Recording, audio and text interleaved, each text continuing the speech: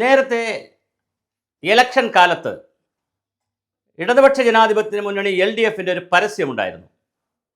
നമ്മളെല്ലാം ആദരിക്കുന്ന ബഹുമാനിക്കുന്ന KPSC ലളിതയായിരുന്നു, ലളിത ചേച്ചി എന്നൊക്കെ എല്ലാവരും വിളിക്കുന്ന ലളിതയായിരുന്നു വന്ന് അവതരിപ്പിച്ചത്.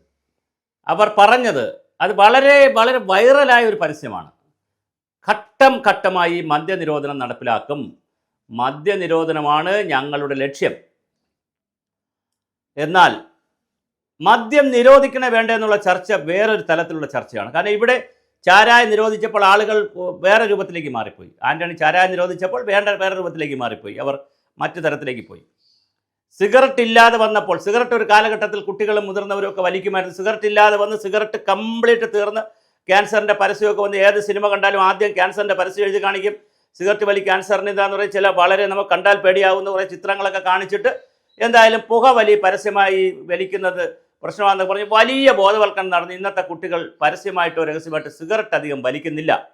എന്നാൽ അവർ അതിന് പകരമായി എന്തുപയോഗിക്കുന്നു?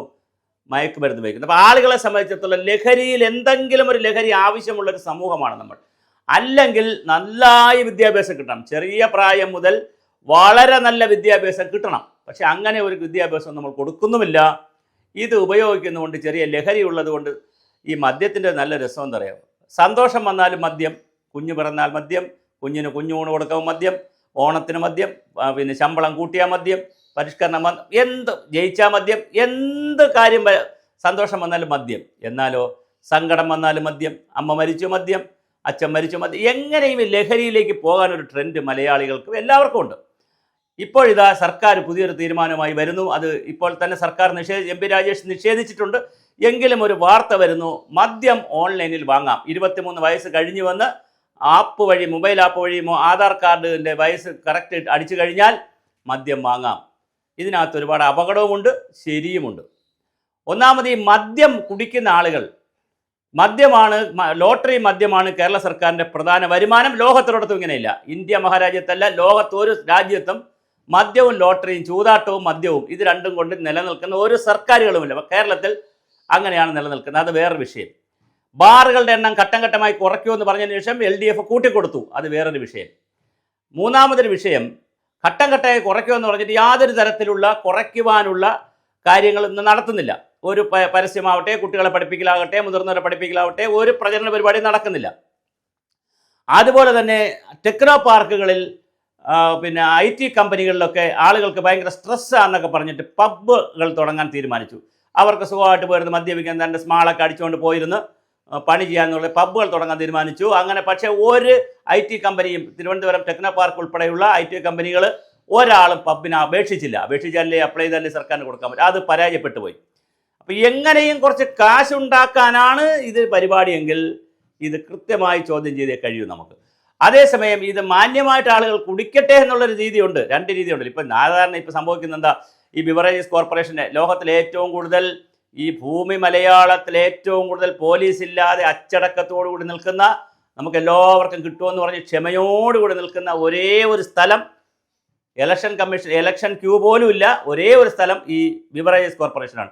ചിലയിടത്ത് രണ്ടാമത്തെ നിലയിലൊക്കെയാണ്. അപ്പോൾ ഒരു നിലയിൽ കമ്പിയിൽ ഇങ്ങനെ തൂങ്ങി താഴേക്ക് നിൽക്കണം. നമ്മൾ ബസ്സിലൊക്കെ പോകുമ്പോൾ കണ്ടാൽ നമുക്ക് സഹതാപം തോന്നും. പക്ഷേ ഒന്നുകിൽ മദ്യം മറ്റ് വിദേശ രാജ്യങ്ങൾക്ക് കൊടുക്കും പോലെ മാന്യമായി കൊടുക്കണം. നല്ല രീതിയിൽ അവർക്കിരുന്ന് മദ്യം വാങ്ങി കഴിച്ച് ഉപയോഗിക്കാൻ. ഇത് മദ്യം വാങ്ങി വീട്ടിൽ കൊണ്ടുപോകാം, വീട്ടിൽ കൊണ്ടുപോയി കഴിച്ച് ഭാര്യ മക്കൾക്ക് തല്ലു കൊടുക്കാം എന്നൊക്കെ വളരെ വികലമായൊരു സങ്കല്പമാണ്. അപ്പം മദ്യനയത്തെക്കുറിച്ച് വളരെ കൃത്യമായ ഒരു കാഴ്ചപ്പാട് നമ്മൾ കൊണ്ടുവരണം ഒരു വശത്ത്. രണ്ടാമത്, ഇത് ഓൺലൈനിൽ കൊടുക്കുമ്പോഴുണ്ടാകുന്ന ദൂഷ്യങ്ങളുമുണ്ട്. ഇപ്പോൾ വീട്ടിലിരിക്കുന്ന അച്ഛൻ്റെ അമ്മയുടെ ആധാറൊക്കെ എല്ലാവരെയും കൂടെ ആധാർ ഒന്നിച്ച് വെച്ചിരിക്കണേ, പിള്ളേരാരെങ്കിലും എടുത്ത് ആധാർ അങ്ങോട്ട് അപ്ഡേറ്റ് ചെയ്ത് കഴിഞ്ഞാൽ അത് ചിലപ്പോൾ കിട്ടിയെന്നിരിക്കും. അങ്ങനെ ഒരു പ്രശ്നമുണ്ട്. വെബ്കോ വഴി, നമ്മുടെ സ്വിഗ്ഗി വഴി, സൊമാറ്റോ വഴി വീട്ടിൽ കിട്ടിയെന്നിരിക്കും. ഇനി മറ്റൊരു കാര്യം കൂടെ പറഞ്ഞുകൊണ്ട് ആ ഭാഗം നമുക്ക് അവസാനിപ്പിക്കാം. ഏതൊരു വസ്തുവും സുലഭമായി കിട്ടുകയാണെങ്കിൽ, കൂടുതൽ കിട്ടുകയാണെങ്കിൽ, അടുത്ത് കിട്ടുകയാണെങ്കിൽ, അടുത്ത് കിട്ടണം, സുലഭമായി കിട്ടണം, കൂടുതൽ കിട്ടണം, കുറഞ്ഞ വിലയ്ക്ക് കിട്ടുകയാണെങ്കിൽ 3-4 കണ്ടീഷനുണ്ട്. ആളുകൾ കൂടുതൽ ഉപയോഗിക്കും. നമ്മളിപ്പോൾ മാങ്ങ സീസൺ, ഓറഞ്ച് സീസൺ, ഓപ്പിളിൻ്റെ സീസൺ വരുമ്പോൾ വഴിയോര സ്ഥലങ്ങളിലൊക്കെ ഒരുപാട് പേര് കൊണ്ടിട്ട് വിൽക്കും. ആളുകൾ ധാരാളമായി വാങ്ങിച്ചുകൊണ്ട് പോകും. കാരണം തൊട്ടടുത്ത് കിട്ടുന്നു, സൗകര്യപ്രദമായിട്ട് കിട്ടുന്നു, വില കുറവാണ്, ഇതുകൊണ്ട് വാങ്ങിച്ചുകൊണ്ട് പോകും. അപ്പോൾ ഒരു സമൂഹത്തിലൊരു സാധനം ഒഴിവാക്കണമെങ്കിൽ അതിന് റെസ്ട്രിക്ഷൻ ഉണ്ടായേ കഴിയൂ. റെസ്ട്രിക്ഷൻ വന്നതുകൊണ്ട് എല്ലാവരും ഉപയോഗിക്കാതിരിക്കുമെന്ന് പറയാൻ കഴിയില്ല. ഇപ്പോൾ ചാരായം നിരോധിച്ചു എന്ന് വിചാരിക്കുക. ചാരായം നിരോധിച്ചാൽ മുഴുവൻ പേരും പോയി വാറ്റുമോ? അങ്ങനെ പറ്റത്തില്ലല്ലോ, എല്ലാവരും പോയി വാറ്റാൻ പോകില്ലല്ലോ. അപ്പോൾ മദ്യഷാപ്പ് നിരോധിച്ചാൽ, ഇപ്പോൾ ഒരു പ്രദേശത്തിന് മദ്യഷാപ്പ് വന്നാൽ കൂടുതൽ ആളുകൾ കുടിക്കും, ഉറപ്പ്.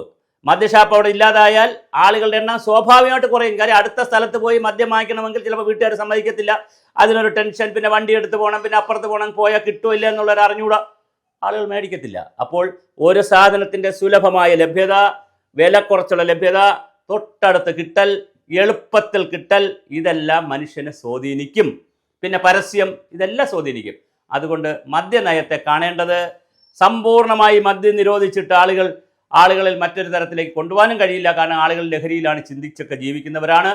അതുകൊണ്ട് തന്നെ നമുക്ക് മറ്റൊരു നയം ഇതിനകത്ത് എങ്ങനെ രൂപപ്പെടുത്തിയെടുക്കാം, പ്രത്യേകിച്ച് കുട്ടികളിലൊക്കെ നല്ല ബോധവൽക്കരണം കൊടുത്തുകൊണ്ട് മദ്യത്തിനെതിരെയുള്ള വളരെ വലിയ ക്യാമ്പയിനുകൾ നടത്തി അതിൻ്റെ ഒരു ഗുണപരമായ കാര്യങ്ങളെ കൊണ്ടുവരികയും ഘട്ടം ഘട്ടമായി കുറേശ്ശെ അത് ഉപയോഗിക്കുന്ന ശീലത്തിലേക്ക് കൊണ്ടുവരികയും അത് ഉപയോഗിച്ചാൽ അതോടൊപ്പം നല്ല ഫുഡ് കഴിക്കുന്ന കാര്യങ്ങൾ, ഹെൽത്തുമായി ഇതെങ്ങനെ റിലേറ്റ് ചെയ്ത് നിൽക്കുന്നു എന്നുള്ള എല്ലാ കാര്യങ്ങളും ചെയ്തുകൊണ്ടല്ലാതെ ഓഫ്ലൈൻ വഴിയായാലും ഓൺലൈൻ വഴിയായാലും മദ്യം കൂടിയാൽ ആളുകൾ കൂടുതൽ ഉപയോഗിക്കുക തന്നെ ചെയ്യും.